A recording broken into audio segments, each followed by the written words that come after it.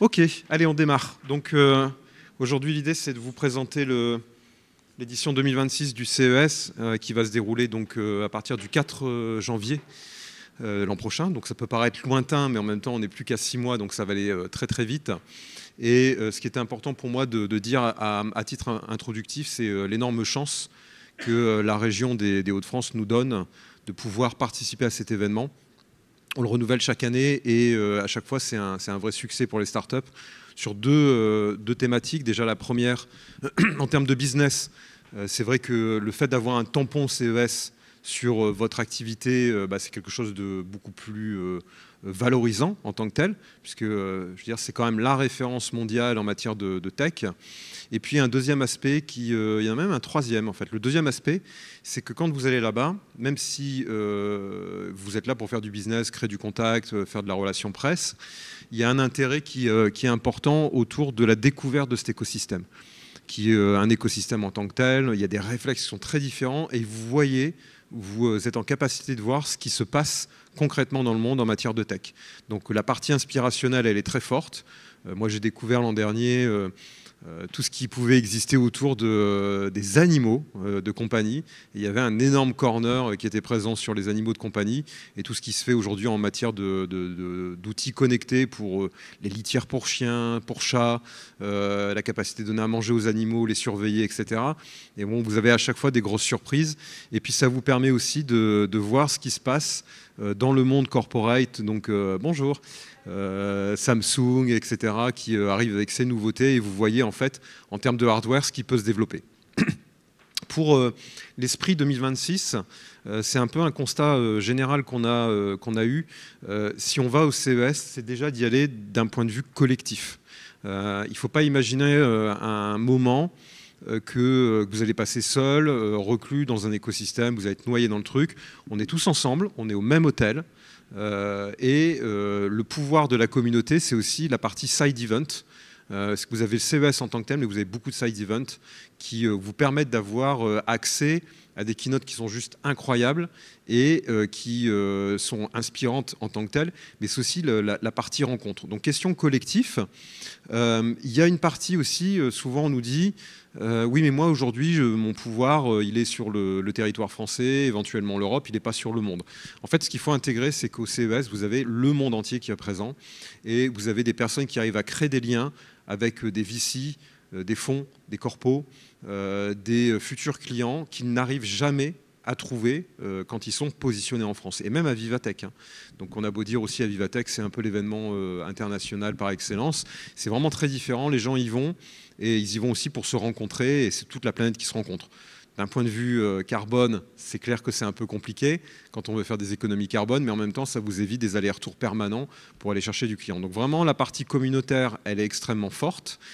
Il y a un deuxième aspect, c'est nous, on a une conviction aujourd'hui, c'est que soit vous avez du hardware, des choses à montrer en tant que tel, donc, les visiteurs, les corpos, enfin toutes les personnes qui visitent le salon sont extrêmement friands de ce qui est visible, ce qu'on peut toucher même, hein, il y a vraiment cet aspect tactile qui est vraiment très fort. Donc si vous avez du hardware, vous êtes directement concerné par le CES, surtout si c'est du hardware plutôt orienté B2C. Mais ça n'empêche pas que le B2B est une solution intéressante. On avait des exposants comme Movalib l'an dernier qui n'étaient pas sur du hardware, qui étaient sur du soft, mais qui a aussi apporté des réponses à des solutions qui étaient pénibles pour notamment les garages automobiles. Si vous n'avez pas de hardware, n'hésitez pas à prendre de la démo, de créer de la démo, un visuel, une maquette, d'attirer le monde en mettant des goodies. C'est un peu le pendant, ça peut paraître un peu surprenant comme réflexion, mais en réalité, quand vous venez avec... il y avait VLC qui était là, je ne sais pas si vous connaissez VLC. VLC, alors je ne vous propose pas de faire comme eux l'an dernier, mais ils étaient avec des chapeaux en forme de plots d'autoroute, ils étaient déguisés, parce que c'est clair que quand vous venez avec une solution software, il faut attirer l'œil, il faut attirer le chaland, donc n'hésitez pas à venir avec des trucs, même des produits locaux si c'est autorisé par le CES, mais que les gens repartent avec quelque chose, et à minima, d'avoir une démonstration de ce que vous faites. Voilà. Et puis, dernier point, l'excellence. On va être regardant de plus en plus d'ailleurs par rapport à... Alors nous déjà dans la sélection, c'est important qu'on y aille et que derrière les journalistes nous disent les solutions que vous avez présentées sont top. Vous verrez, il y a un déroulé derrière de relais presse, communication qui est important. Donc il faut y aller aussi par excellence et ne pas avoir peur de dire ma solution règle un problème important et de bien se positionner. Et jamais, je vais pas dire il faut rester authentique avec ce qu'on est, mais il ne faut pas avoir peur de dire j'ai la solution vraiment à vos problèmes et leur faire la démonstration que vous venez en force. La démonstration de force aussi sur la partie collective, c'est qu'on y va dans le pavillon Choose France, donc avec Business France. Donc quand vous arrivez à Eureka Park, il y a vraiment cette impression de... Alors déjà, on est très bien positionné dans Eureka Park. On est de l'autre côté à l'hôtel, donc ça vous permet le matin de faire une petite grasse mat. Avec le décalage horaire, c'est pas négligeable. Mais au-delà de ça, ce qui est intéressant quand vous arrivez à Eureka Park, c'est que vous avez ce pavillon français qui est à l'entrée, qui est énorme.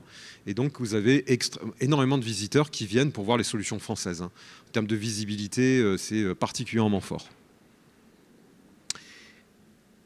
Au niveau du déroulé, on a lancé depuis fin mai déjà, même fin juin, mais en réalité depuis début juin, l'appel à manifestation d'intérêt, c'est-à-dire que vous pouvez déjà vous inscrire sur le site internet d'Euratechnologies. On en reparlera après si vous voulez, s'il y a des questions.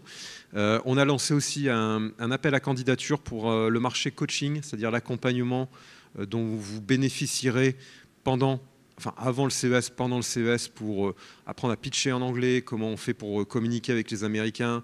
Les startups qui sont présentes ici vous en diront plus sur ce que ça amène en termes de notoriété, mais aussi de compréhension de comment vous devez communiquer au moment où vous arrivez au CES. Et puis, donc aujourd'hui, on a le Retex, 19 juin. Fin juillet, on aura les offres. L'an dernier, on les avait en août-septembre. Mais en fait, moi, je préfère que vous ayez la tarification, même si je vais vous donner une idée de la tarification. Mais ça va aller beaucoup plus vite pour que vous puissiez vous positionner. Et on ferme le premier appel à candidature le 15 juillet. Pourquoi ? Parce que cet appel à candidature, jusque mi-juillet, nous permet d'avoir des retours CTA, donc Las Vegas qui dit OK, on prend pas, assez rapidement. Ça vous permet de vous positionner sur 2 événements importants qui sont les Innovation Awards et Unveiled. Si vous inscrivez en août-septembre, il y a des places limitées et Business France n'est pas en capacité de vous donner ces places. Donc c'est un peu compliqué. L'an dernier, c'est vrai qu'il y a eu plus de monde qui aurait voulu participer à Unveiled, qui est vraiment l'événement de démarrage avec une forte résonance. Donc c'est pour ça qu'on vous engage, on vous met un peu la pression de vous inscrire avant le 15 juillet et le cas échéant de pouvoir rejoindre ces 2 événements. En septembre, il y aura une deuxième vague avec la clôture des inscriptions fin septembre. Mais là, encore une fois, je vous disais, c'est plus pour les personnes qui sont dans le dernier round et qui ne pourront pas malheureusement participer à Unveiled et puis aux Innovation Awards. Ce sera plus compliqué en tout cas pour elles. Et puis, on va démarrer ensuite la préparation des startups et le coaching au mois d'octobre-novembre pour que vous soyez en capacité vraiment d'affronter cet événement le plus sereinement possible. Alors, ça prend un peu de temps. Il y a plusieurs journées qui sont consacrées à l'accompagnement, donc on met beaucoup de moyens autour de ça. Vraiment participer à ce moment parce que on n'a pas les mêmes réflexes, mais là je pense que Anthony et Julien seront en capacité aussi de rebondir sur ces sujets. Décembre, il y a une conférence de presse qui est importante, qui a lieu à Euratechnologies.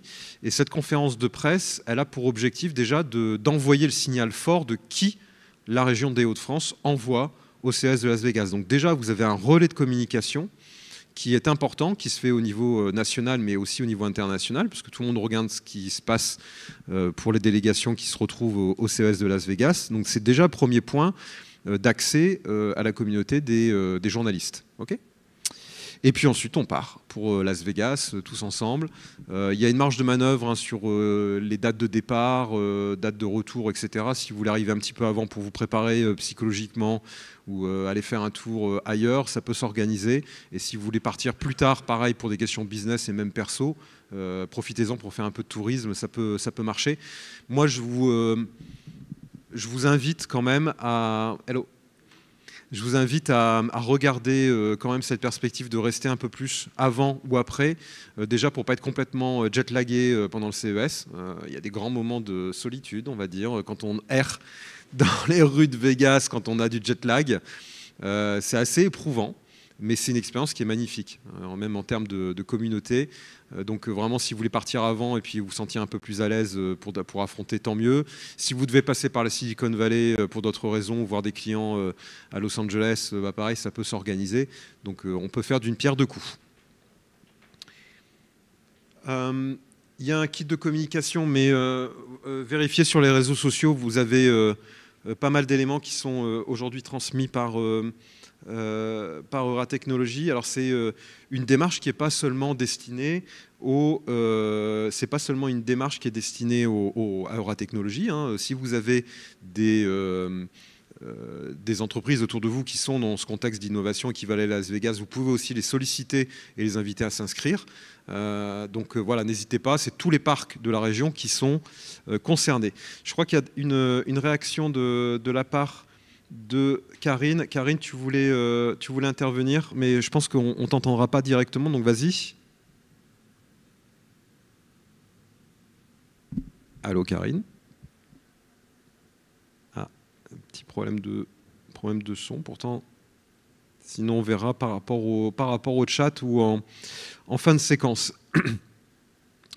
Je vais vous partager un autre document qui va traiter de comment ça se passe concrètement au niveau de la tarification et ce qui est pris en charge par la région. Donc le temps de partager le document, si j'y arrive. Hop, écran, voilà. Donc vous avez...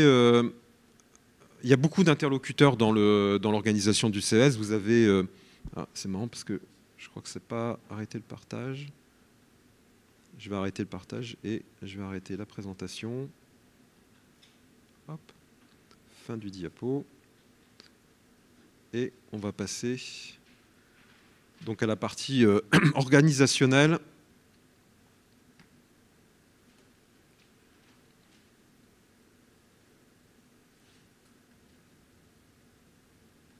Voilà.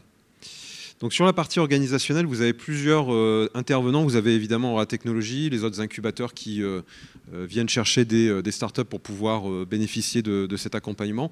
Vous avez la région qui finance énormément en fait votre intégration à Vegas. C'est important parce que seul, concrètement, je pense qu'on ne pourrait pas y aller sans l'aide et l'appui financier de la région. Donc c'est vraiment un très gros effort qui est fourni.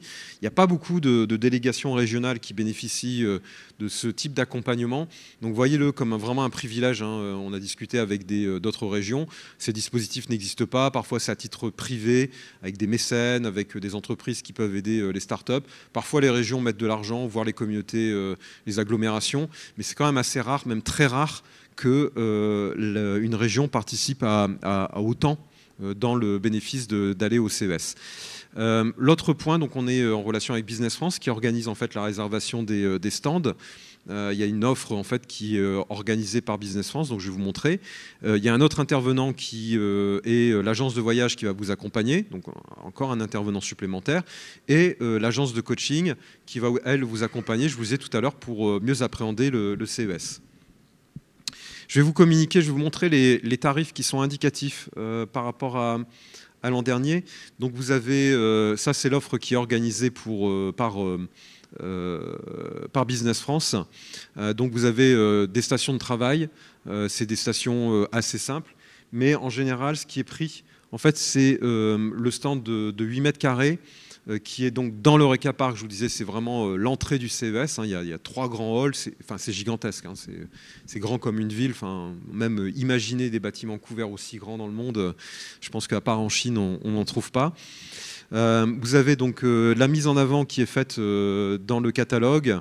Vous avez donc le coaching qui est organisé par rapport à vos pitchs. Il y a une connexion Internet, c'est intéressant de le souligner. Il y a 10 gigas. Bon, en réalité, si vous avez en général, votre opérateur vous propose pour quelques euros de bénéficier d'une connexion. Moi, je vous invite aussi à faire l'effort de payer vous-même votre connexion parce que parfois ça marche, parfois ça marche pas.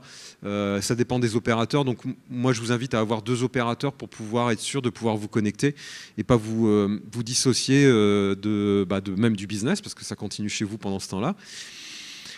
Vous avez des rencontres collectives qui sont organisées avec des grands comptes. Vous avez les side events, donc je vous parlais de ça. Vous avez un WhatsApp qui est organisé avec la communauté Business France, et puis on se donne des rendez-vous. Donc cette année, on va encore mieux organiser ce point-là parce que, de mon point de vue, les side events ont autant d'importance que le salon en tant que tel. Ça a lieu le soir en général, ou en journée, par exemple avec Nvidia, il faut y aller. C'est un truc juste incroyable. Enfin, en termes inspirationnels, c'est vraiment fou. Et donc ça, on animera avec un WhatsApp pour la communauté des Hauts-de-France et puis un WhatsApp pour la communauté française qui part avec Business France. Et les Innovation Awards, pardon, et les Business, les Unveiled aussi qui sont organisés. Cette offre exposant, aujourd'hui, elle correspond à deux possibilités. Votre première possibilité, donc avec l'hôtel 6 nuits, que vous pouvez étendre, mais ça c'est à vos frais, hein, nous, ça ne nous regarde pas, intègre donc les 6 nuits dans un super hôtel qui est situé, je veux dire, de l'autre côté de la passerelle. Je pense qu'on a été plutôt gâté par rapport à d'autres hôtels qui étaient très éloignés, il fallait prendre le bus, enfin c'était long. Là on est vraiment pas loin, on est à pied. Vous avez donc les vols aller-retour qui sont compris dans l'offre. S'il y a un écart au niveau du prix, bah, c'est pris en compte au moment de la facturation par l'agence de voyage. Parfois c'est moins cher. Donc peut-être que ça peut permettre d'avoir une nuit en compensation, mais en tout cas vous avez la possibilité d'aménager. Les transferts, importants, ça paraît anecdotique, mais en réalité, vous avez le transfert de l'aéroport vers l'hôtel et de l'hôtel vers l'aéroport qui est pris en charge. Donc c'est une limousine, c'est des trucs très somptueux. D'ailleurs, quand on arrive à l'hôtel, ceux qui ont la chance de monter dans la limousine, on se demande mais qui sont ces personnes qui débarquent à l'hôtel. Mais en tout cas, c'est pour votre confort et puis gagner beaucoup de temps pendant cette partie, le coaching, les supports, etc. Pour la chambre individuelle, enfin pour 2 personnes, donc là bah, vous logez avec votre associé, et eux ou et, l'offre de l'an dernier était de 15 300 €, et grâce à l'aide de la région des Hauts-de-France, on arrivait à 7 650 €. Donc 7 650 €, c'est un budget, c'est important. Mais quand vous regardez, si vous aviez seulement envie de faire du tourisme pour aller à Vegas, vous enlevez ça, vous dites ben, finalement, il ne reste pas grand-chose par rapport à tout l'accompagnement qu'il y a derrière. Donc je vous invite pas à faire du tourisme, hein, ce n'est pas l'objectif, mais quelque part, ce n'est pas extrêmement cher. Ouais. C'est pour 2 personnes. Ouais, tout à fait. Et ensuite, vous pouvez avoir le choix d'avoir 2 chambres individuelles. Et là, forcément, le prix est un peu plus cher. Donc, vous avez 2 chambres individuelles et pareil avec les mêmes avantages que je vous citais. Là, on est à 9 800 €. En général, je pense, Julien, c'est le premier plan que vous prenez, c'est ça?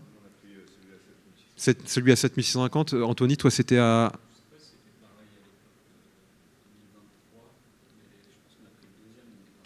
Vous êtes parti à 4? Ok. Vous avez aussi donc des stands qui sont donc plus grands. Là, vous êtes à 9 140 € sur les mêmes modalités que dont je vous parlais tout à l'heure, hein, donc soit en individuel ou alors 2 chambres individuelles avec une personne par chambre. Et là, on arrive à 11 290 € pour la globalité. Donc, en fait, finalement, quand vous regardez le prix, plus vous êtes nombreux à aller à Vegas, et moins c'est cher individuellement. Donc ça, c'est pas ça. Là, on vous montre le coût pour l'entreprise que vous représentez en tant que tel. Donc ça, c'est à intégrer parce que parfois, il vaut mieux y aller à 2, à 3 ou à 4 plutôt que d'y aller seul. Pourquoi je dis ça? Vous êtes tellement pris dans le move de Vegas que si vous voulez tenir la position toute la journée, vous ne pouvez pas profiter du salon. Donc vraiment, si vous êtes dans cette optique-là, prenez un badge visiteur et exposez pas. Si vous voulez visitez quoi, en tant que tel. Si vous voulez y aller à plusieurs, franchement, en termes d'animation, parfois, vous avez beaucoup de monde qui arrive, surtout pour le hardware, et vous allez vous retrouver avec 3-4 personnes, une délégation qui va passer, des journalistes, et là, si vous êtes seul ou même à 2, c'est assez compliqué, je trouve, à gérer le flux. Ok ? Ensuite, vous avez des options qui sont donc à 1 500 €. Je ne pense pas que ça bougera donc pour le communiqué de presse individuel de votre entreprise. Vous avez, alors tout ça c'est encore à titre indicatif, hein, c'est en train d'être travaillé. L'allocation des espaces lounge donc à 500 € hors taxe. L'offre visibilité donc, qui est dédiée uniquement aux visiteurs, c'est quand vous ne prenez pas un stand en tant que tel. Donc c'est 2 passes pour le CES plus une insertion dans le catalogue de Business France, donc enfin de Eureka Park, là où on est situé. Il y a des tarifs supplémentaires pour les stands d'angle. C'est pas négligeable, c'est 700 €, mais moi j'ai vraiment constaté que ceux qui étaient à l'angle, surtout quand vous avez du hardware, vous êtes dans les allées centrales, vous êtes vraiment positionné. Voilà, les gens. En fait, c'est pour expliquer, c'est tellement grand qu'il y a un moment, même quand vous pensez avoir fait toutes les allées, vous en ratez tout le temps. Enfin, il y a un moment, nous, on était en visite avec Kate là-bas, et on était sûr d'avoir fait tous les stands, et on a des collègues qui nous disent bah, vous avez vu tel truc, on les a pas vus, et en fait, vous les ratez tellement c'est gigantesque. Donc là, même sujet, quand vous êtes à l'angle, là, vous avez tout le flux qui passe devant vous. Donc sur l'allée principale, donc c'est 1000 € hors taxe, et la location de salle de réunion, c'est 200 €. En fait, sur la location de salle, il y a d'autres petits trucs qui sont adaptables. Il y a une salle aussi à côté, ça peut s'entretenir. Je vous invite à le faire si vraiment vous avez vraiment besoin d'avoir à un moment donné un moment calme avec un investisseur ou avec un client. Mais en réalité, ce n'est pas toujours le truc le plus efficace. Ça peut se faire autrement. Alors c'est encore l'ancien catalogue. Hein, vous voyez, c'était Agnès qui organisait ça l'an dernier. Sur la préparation, donc le coaching, et j'ai presque fini, vous avez une préparation au CES donc, qui est intégrée, un coaching sur la relation presse, vous êtes de nouveau aidé sur la préparation du pitch en anglais, un coaching individuel qui est intégré aussi, préparation avec les experts régionaux, et puis vous avez aussi une aide de l'INPI, la BPI, qui va aussi vous dire attention par rapport à la propriété intellectuelle, qu'est-ce qui se passe, comment ça va tourner, comment vous êtes en capacité de vous protéger.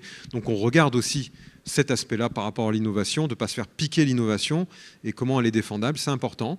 Et je fais une petite digression. À l'époque, le CES de Las Vegas, c'était les Américains qui organisaient ça pour aller capter les innovations du monde, les mettre sur le marché américain, regarder. Donc c'était un peu une forme d'espionnage. Alors on n'est plus dans ce domaine-là, mais quand même, vous avez des personnes qui viennent avec le petit appareil photo, qui passent, qui regardent, machin. Donc, mais c'est la règle du jeu. Vous aussi, vous y allez pour vous inspirer. Donc il faut aussi vous protéger de ce côté-là.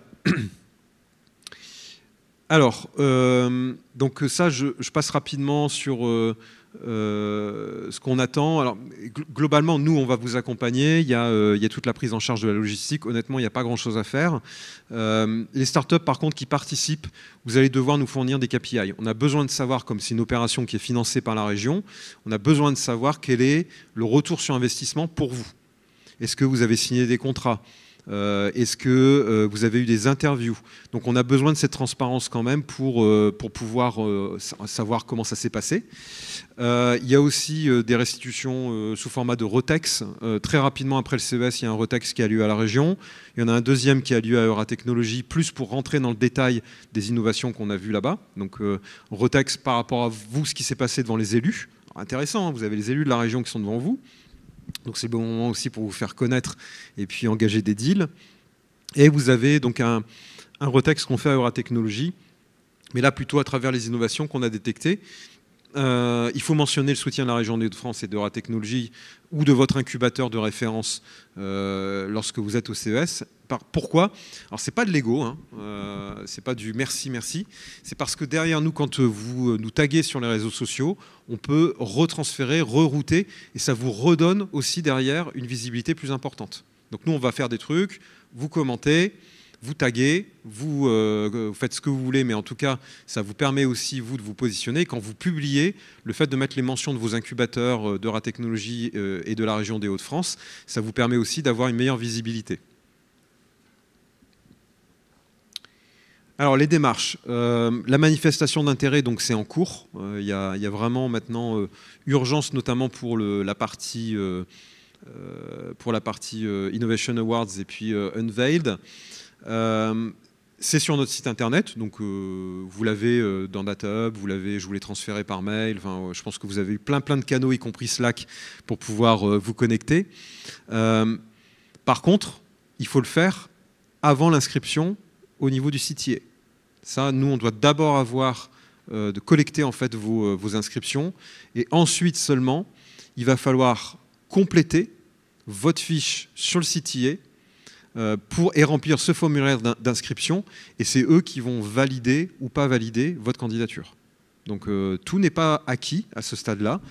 Il y a plein de raisons à ça. Parfois, c'est pas innovant. Parfois, il peut y avoir des questions politiques. Parfois, il y a des petits malins comme la pomme de terre connectée il y a 3-4 ans qui a conduit ces start-upers en prison. Vous connaissez cette histoire ou pas? Non? Il y a un gars qui a voulu... je suis filmé, mais du coup, c'est pas grave, hein, ce sera dans la vidéo. Il y a un gars, un Français, qui a voulu démontrer que le CTA n'était pas fiable. Donc, du coup, maintenant, ils sont encore plus fiables qu'avant. Il a dit, moi, j'ai inventé une patate connectée. Donc, il a fait un modèle, un hardware, machin, il a présenté le truc. Et puis, en effet, il est passé à Las Vegas, il a exposé, puis après, il a fait des vidéos, ce con là, disant, bah, regardez, j'ai une patate connectée.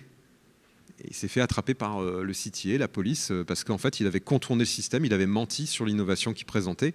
Et autant vous dire qu'il n'est plus forcément bien vu sur le territoire. Donc depuis, pourquoi je vous raconte ça, c'est que le CTA est beaucoup plus regardant par rapport aux candidatures, mais le fait de venir en cohorte avec Euratechnologies et la région des Hauts-de-France, bah forcément, ça vous met une garantie supplémentaire. OK ? Quand vous aurez eu le retour, c'est-à-dire plutôt le mieux, vous nous informez. Nous, ça nous permettra de savoir si c'est OK du côté des CTA et on vous enverra le bon de commande avec la bonne tarification.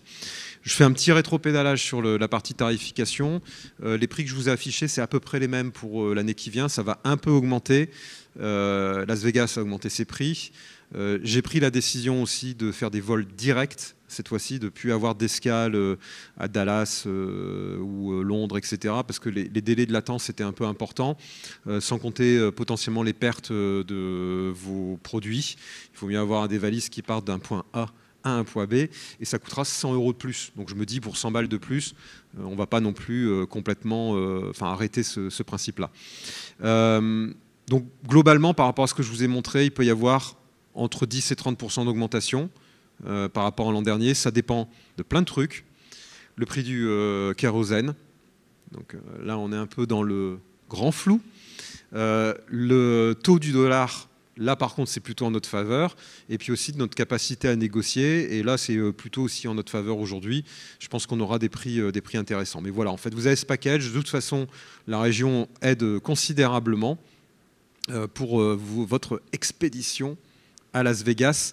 Et je tenais à dire que c'est, à titre perso, un grand moment. Vous vous liez d'amitié. C'est une expérience humaine aussi. Je me disais, pareil, je suis filmé, mais c'est pas grave. Je disais, je dis un truc, mais c'est pas une connerie. En tant que tel, vous avez vraiment des trucs à raconter, quoi. Enfin, vous revenez, vos enfants, ils sont comme ça, vos potes, c'est pareil. Vous remémorez ce que vous avez vécu là-bas. Il y a vraiment un truc. Enfin, cette ville, elle est, c'est l'enfer et le paradis en même temps, quoi. Parce que c'est un enfer minéral, mais en même temps, c'est le paradis parce que d'un point de vue tech, c'est vraiment une aventure importante, et d'un point de vue humain aussi. Puis vous avez, et sans être dans l'orgueil, vous avez participé à un truc, à un événement planétaire, quoi.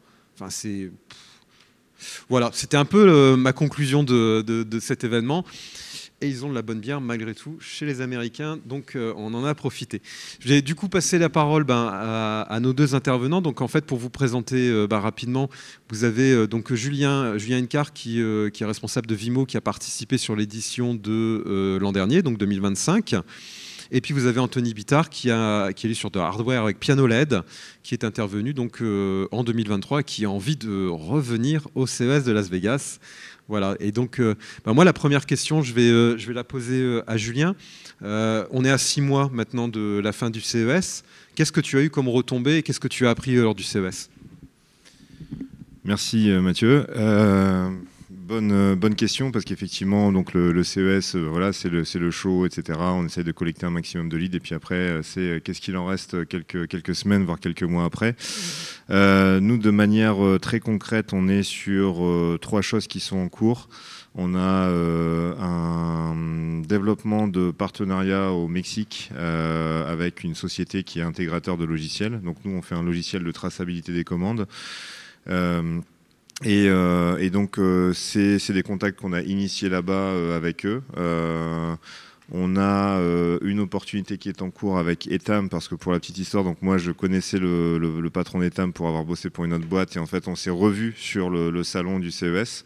Donc ça c'est aussi sympa, parce que du coup Laurent Milker c'est quelqu'un qui n'est pas forcément très disponible, et donc on a réussi à parler de ces problématiques directement sur le stand. Donc après le follow-up il est toujours un peu compliqué, parce que agenda compliqué, etc. Donc plusieurs relances.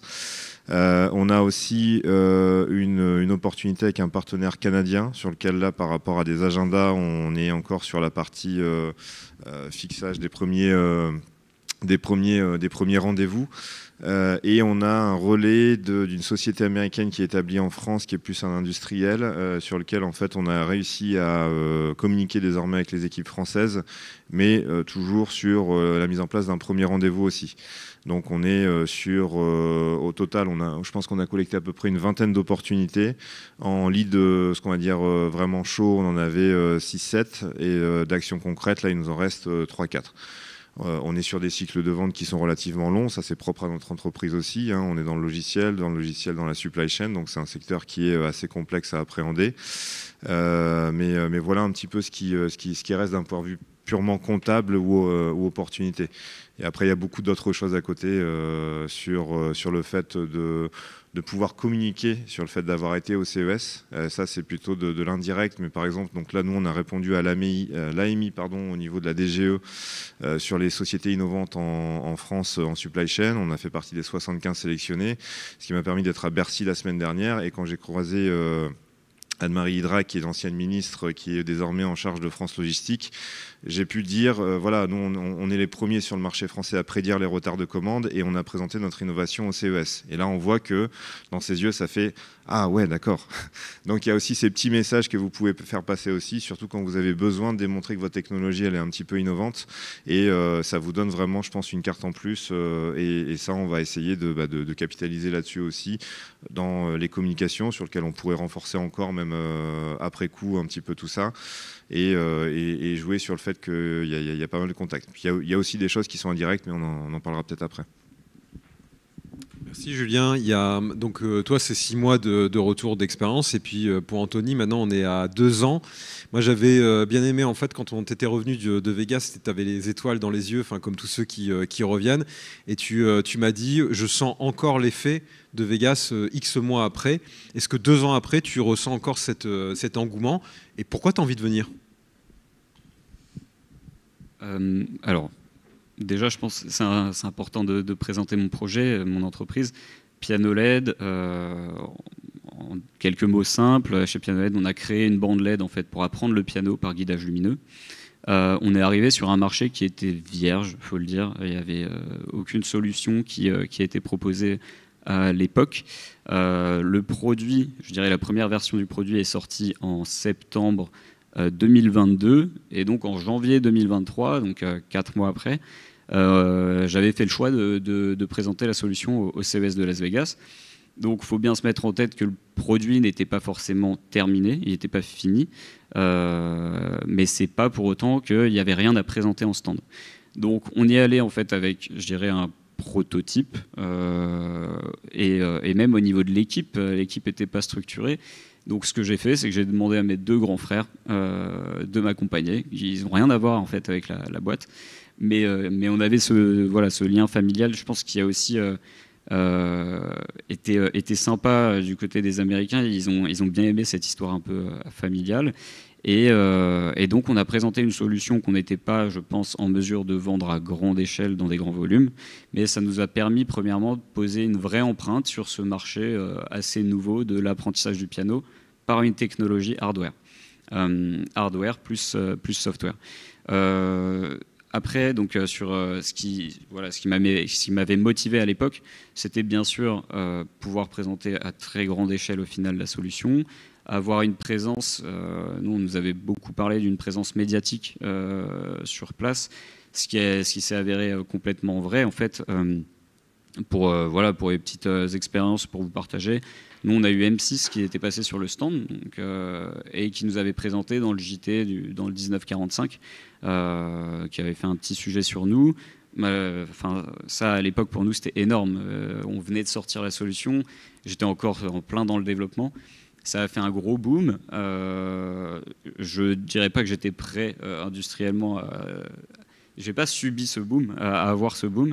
Mais ça m'a en fait ouvert les yeux sur le marché, sur tout le potentiel qu'avait la solution. Et ça m'a surmotivé voilà, à développer l'entreprise, l'équipe et tout le développement qui allait derrière. Donc ensuite, je pense que je commence déjà par ce que ça m'a apporté directement. Je vous l'ai dit, donc présence médiatique, poser son empreinte sur le marché. Mine de rien, ça m'a fait entrer dans un réseau. Donc on a un produit qui est très B2C et très visuel. Pour faire simple, en fait, c'est des LED qui vont s'allumer sur les touches d'un piano, qui vont vous indiquer où appuyer pour avancer dans un morceau. Nous, on avait une affiche, c'était écrit « Maintenant, tout le monde peut jouer », tout simplement, avec un piano et des lumières dessus. Donc le message était bien reçu, je pense, par le monde entier, c'était assez compréhensible. Et ce que ça nous a apporté, c'est que ça soit des Américains, tout le marché international comprenait notre solution. Donc là, je reviens sur ce que tu as dit, Mathieu, sur le côté, c'est très important, je pense, d'avoir quelque chose de visuel, de physique, de palpable. Après, il y a des applications qui peuvent, comme tu dis, aussi très bien se démontrer en salon. Mais c'est ça, premièrement, qui avait beaucoup plu et je pense qui nous avait fait passer dans certains médias. Et qui m'avait fait un peu rentrer dans un réseau de youtubeurs français aussi à l'époque, ou internationaux. Ça m'avait mis en contact, après c'est des noms, mais Jojol qui est encore le premier youtubeur tech français aujourd'hui, ou Pépé Garcia, qui en fait de fil en aiguille sont devenus un peu mes amis. Et donc derrière, ça m'a ouvert un peu tout ce côté médiatisation et influence sur le marché de la tech. Donc aujourd'hui, pour revenir à aujourd'hui, ce que j'ai encore du CES, tout simplement, c'est aussi ce réseau assez influent dans le domaine de la tech par ces youtubeurs qui m'ont aussi invité dans des émissions ou même qui m'ont accordé des passages dans leurs vidéos YouTube. Pour un produit comme le nôtre, c'était super intéressant parce que ça touchait directement le grand public au niveau de la tech et autres, du divertissement aussi. Donc ça a été juste après le CES des invitations dans des émissions, en live, sur Twitch, des choses comme ça, qui allaient vraiment cibler notre public. Et ça a été aussi des ventes en direct. Donc ça c'est vraiment sur le moment, pour nous c'était assez énorme. On a un produit qui était à l'époque autour des $300. Et donc ça nous avait fait faire une vente directement de 50 unités sur stand, ce qui n'était pas du tout négligeable pour nous. C'est-à-dire que nous, dès qu'on est rentré, mine de rien, du CES, on était rentable. Donc, parce qu'il y a aussi toute la communication qui avait été faite dans la presse et autres, qui nous avait généré des commandes en ligne.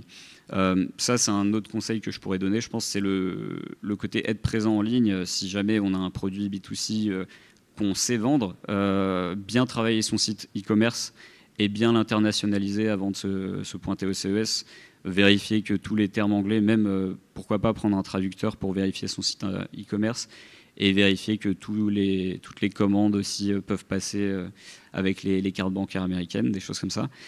Je reste sur le côté très B2C de notre produit, bien sûr, mais il y a plein d'autres solutions à présenter.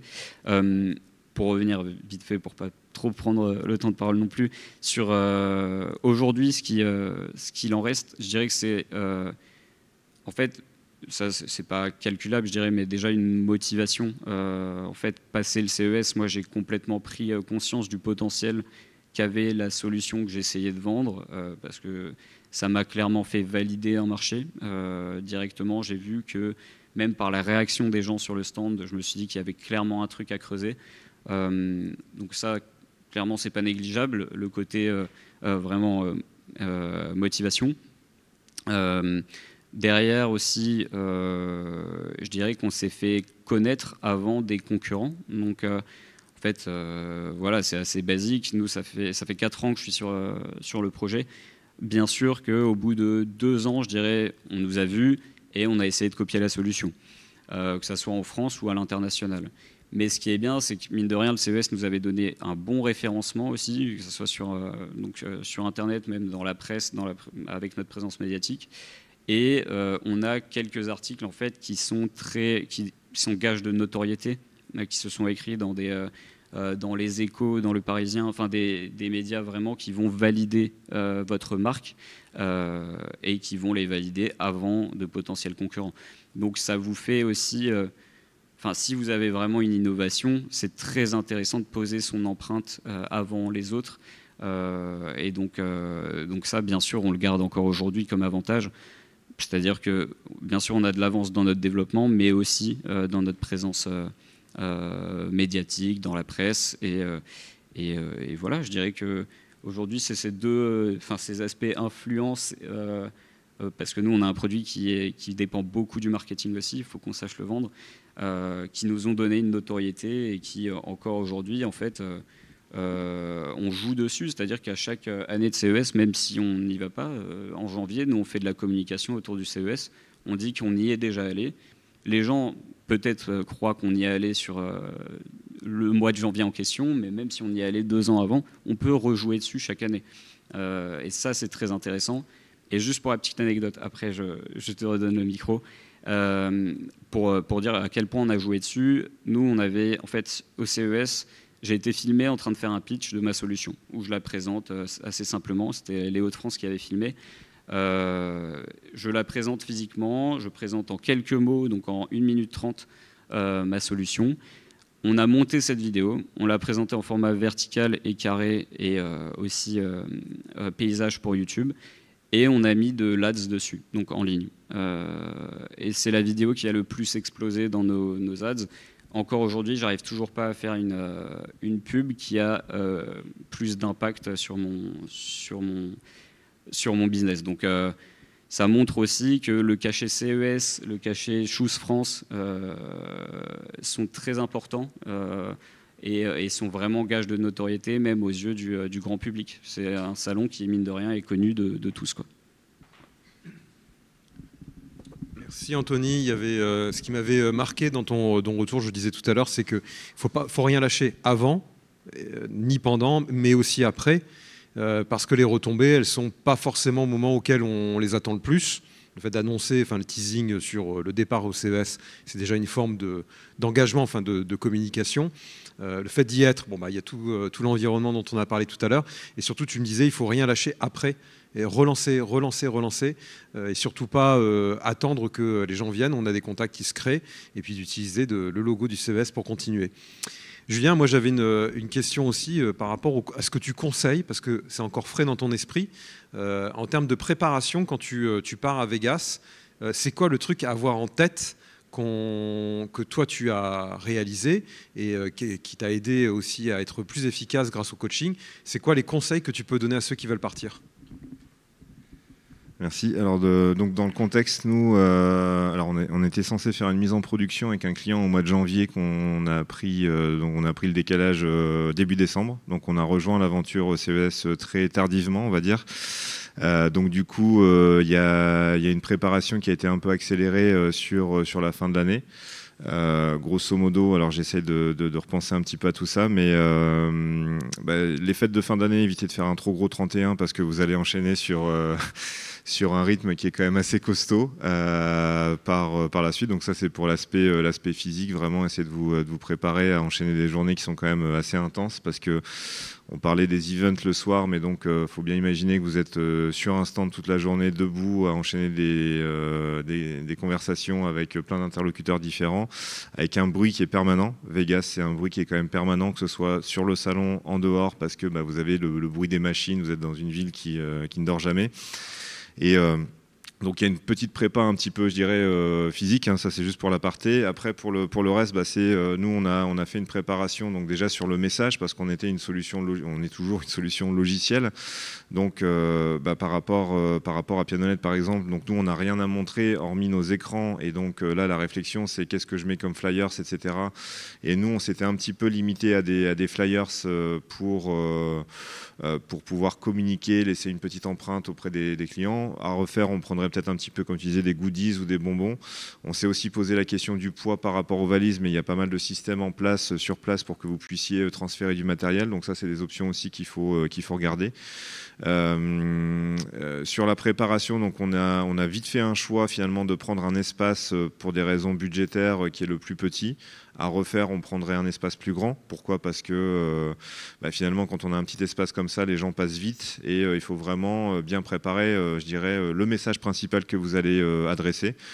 Comme tu dis, en une phrase, en fait, il faut que les gens puissent comprendre ce que vous faites là. Donc, nous, c'était très clair. On disait qu'on prédit en fait les retards de commande avec l'IA. Donc ça a interpellé pas mal de personnes, etc. Bien prévoir aussi vos fichiers, alors que ce soit du fichier Excel ou que ce soit toute la partie captation en fait des leads sur le salon, l'organisation entre quelqu'un qui va parler, quelqu'un qui va prendre les notes pour être sûr que vous puissiez récupérer l'ensemble des informations qui vont être données. Essayez en amont de regarder un petit peu ce qui se passe aussi sur le CES, parce que vous allez voir les différents intervenants, vous allez peut-être avoir des noms de sociétés, faire un peu de veille aussi sur LinkedIn pour essayer de voir les sociétés françaises qui participent, parce que nous on en a vu, il y en a qui sont passés, mais une fois de plus par rapport à l'emplacement, on n'a peut-être pas vu tout le monde. Donc ça peut être bien avant, pendant bien entendu, puis aussi après. Et vraiment avoir une réflexion sur quels sont les types de messages que je vais passer aux interlocuteurs que je croise qui s'arrêtent sur mon stand pour être le plus percutant possible. Parce que le nombre de stands est assez faramineux, hein. Vous êtes sur le plus gros salon, donc il y a plein de messages qui partent dans tous les sens. Et comment vous arrivez à capter l'attention de ces gens-là, que ce soit en anglais ou en français, parce que finalement vous allez avoir pas mal d'interlocuteurs français qui vont passer. Point sur la partie invest, parce que finalement la partie investissement c'est quand même compliqué. On avait une stat avant de partir et vous le verrez pour ceux qui partent cette année, les chances de lever des fonds aux US sont moins de 1%. Ça dépend bien entendu de la maturité de votre société et de ce que vous cherchez, mais du coup on n'avait pas vraiment fait de préparation non plus avec les BA. Par contre ça nous a donné beaucoup d'insight, parce que nous à un moment donné on sent que le marché décolle aux US et ça stagne en France, mais on sait désormais si on doit partir aux US, où on va partir, comment, et on a des contacts sur place qui pourraient nous aider pour l'implantation. Donc nous c'est la logistique, donc ça sera certainement Atlanta ou Chicago dans un futur proche ou lointain, mais au moins on a une vision qui s'est un petit peu affinée par rapport à ça. Vous prenez du feedback aussi de sociétés qui sont parties aux US, qui se sont exportées, pour savoir si c'est un marché que vous souhaitez adresser, comment ça se passe, et le coût surtout, parce qu'en fait démarrer une boîte en France et aux US c'est pas du tout le même ticket. Donc ça vous prépare aussi un petit peu à tout ça, et en préparation avant de partir, je dirais on n'est jamais assez préparé finalement, parce que c'est une expérience un peu unique pour tout ce qui se passe sur le salon et en dehors. C'est quand même une très belle expérience. C'est vraiment quelque chose qui donne un boost aussi pour l'activité. Ça permet de sonder aussi le marché. Donc peut-être de dire, essayer de regarder un petit peu les équivalents de sociétés en France que vous adressez, qui sont plutôt sur la partie Amérique latine, parce que finalement on s'attend à avoir beaucoup d'interlocuteurs américains, mais on a plutôt des sociétés canadiennes, mexicaines, brésiliennes. Moi j'ai des retours qui ont été fantastiques sur quelles sont les problématiques de livraison de commandes avec des interlocuteurs, les équivalents d'Auchan au Brésil et au Mexique, qui me confortent sur le fait que ce qu'on fait c'est pas déconnant. Donc voilà, sondez un petit peu le marché, préparez-vous physiquement, c'est quand même un truc assez costaud, et profitez de la suite, quoi. Merci Julien. C'est vrai que quand on est parti ensemble au CES, moi j'ai un truc qui est à revoir en fait, et on va tout faire pour que ça se passe mieux sur le sujet. C'est vraiment la partie side event, hein. Parce qu'on avait, par jalousie, quand on a vu des gars comme Nico chez Walk-in qui avaient fait tous les side events complètement fous, tu t'es dit, mais à un moment donné, c'est peut-être là qu'il fallait être plus que dans le CES. Donc là aussi, on va retravailler ces sujets-là pour vous emmener et justement partager dans un fichier tous ces side events qui ont autant, pour moi, voire même plus d'importance que le salon en tant que tel et ce que vous pouvez voir sur place.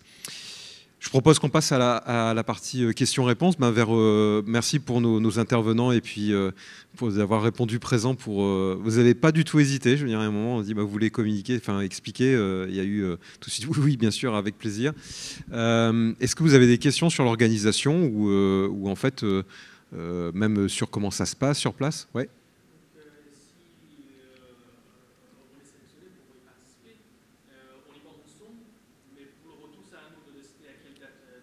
Non, alors très bonne question. Donc la question pour la captation vidéo, la question c'est est-ce qu'on y va ensemble à l'aller et après on fait comme on veut au retour.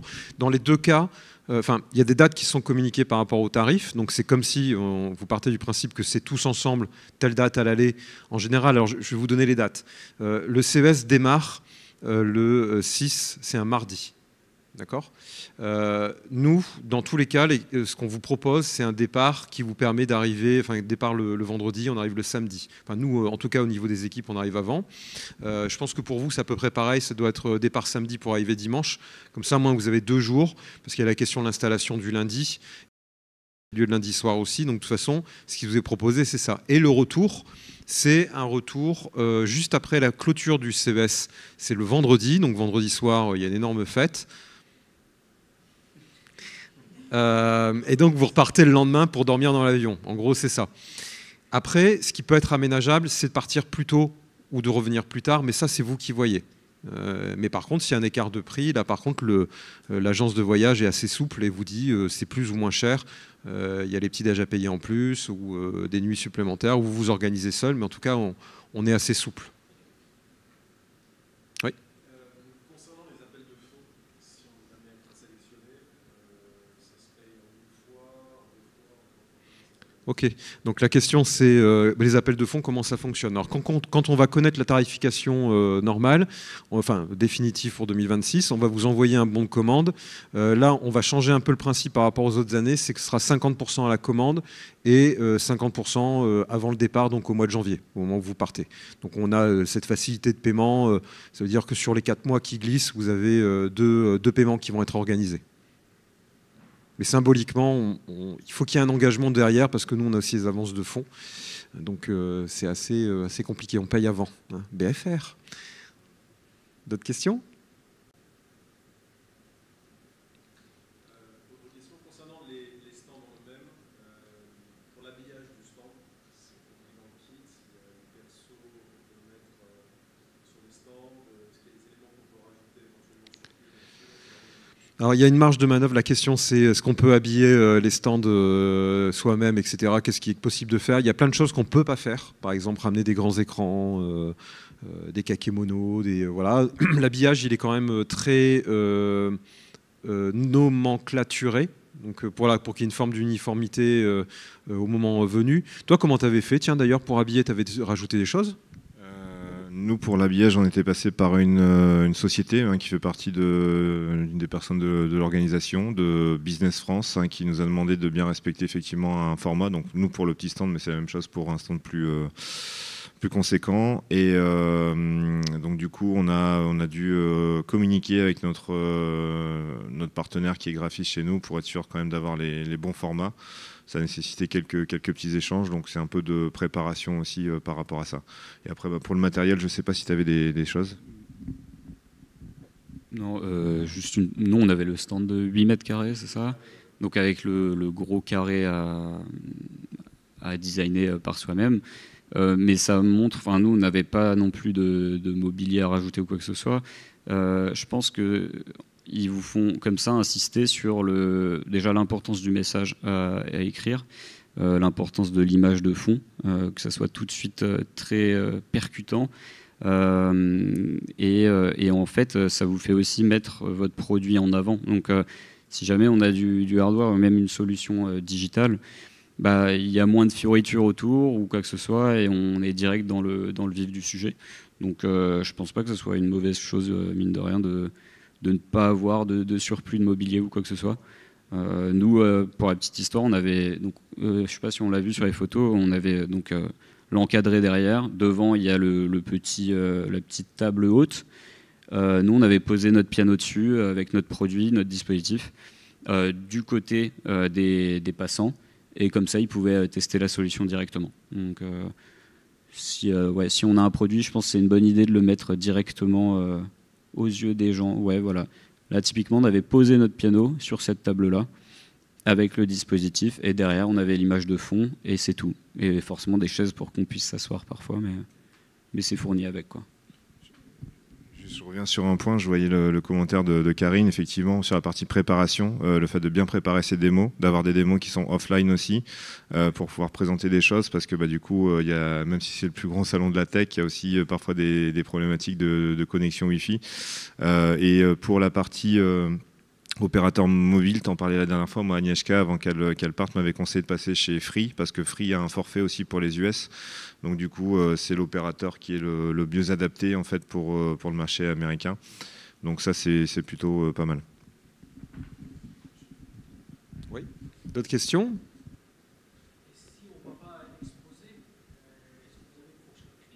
Oui, on a une offre aussi visiteur. Et là, il faut qu'on en discute ensemble parce que il y a une partie forfait, il y a le badge, l'accréditation pour pouvoir y aller. On a aussi des accréditations journalistes, presse, pour accompagner. On avait Nico de Walkin et puis il y a Blue Griot qui nous avait accompagnés. Je ne sais pas si vous avez vu, il y a des petits formats de vidéos qui sont faits. Donc là, pareil, ça va être de nouveau fait avec ces équipes. Nous aussi, on va couvrir l'événement, on va vous interviewer. Et puis l'équipe communication derrière, avec le petit décalage horaire, fait le nécessaire derrière aussi pour communiquer. Mais vous pouvez venir aussi en tant que visiteur, ouais, tout à fait. C'est une autre possibilité qui est ouverte. Pas d'autres questions ? Vous avez faim, c'est ça ? Oui ? Ok. Donc voilà, les trucs à retenir, c'est l'appel à candidature est ouvert, l'AMI, ce qu'on appelle l'AMI. Vous pouvez vous inscrire sur le site Euratechnologies. Nous, on vous fait un feedback sur votre candidature pour vous dire, OK, go, allez candidater sur le site du CTA pour pouvoir avoir l'accréditation. Il y a tout ce dossier à remplir que nous, on ne peut pas faire. Hein. C'est vraiment à vous de le réaliser. Quand vous avez le go du CTA, vous nous tenez au courant. Et puis comme ça, nous, on sait qui part au CES. Et après, tout le reste roule. Vous verrez, c'est assez confort. Hein. C'est juste à Noël, pas trop manger de dinde et faire trop la fête le 31 décembre. De bien surveiller dans votre boîte aux lettres les billets d'avion qui vous sont envoyés, parce que parfois, ça tombe en spam. Donc, on a eu beaucoup d'allers-retours entre Noël et Nouvel An devant la dinde pour dire non, regarde, machin, t'as dû recevoir les trucs. Il faut surveiller aussi derrière, vous avez des espaces à créer pour vos habilitations. Donc il y a un peu d'administratif à réaliser par vous-même sur le site du CES. Et puis voilà, et aménagez-vous bien du temps pour communiquer avant. Qu'est-ce que vous communiquez pendant ? Et en fait, c'est frais. Hein. Il faut que ce soit frais quand vous communiquez. C'est tout de suite. Là, je fais une couverture, je me filme, je suis en interaction. Nous, on va vous aider là-dessus. Mais par contre, vraiment, mettez-vous en lumière, mettez-vous en scène pour bien être visible sur ces réseaux sociaux et de réutiliser les formats pour la suite. Et puis le reste, vous verrez, ce sera la découverte. Mais il y a plein de choses positives. On commence à connaître les bonnes adresses de Vegas.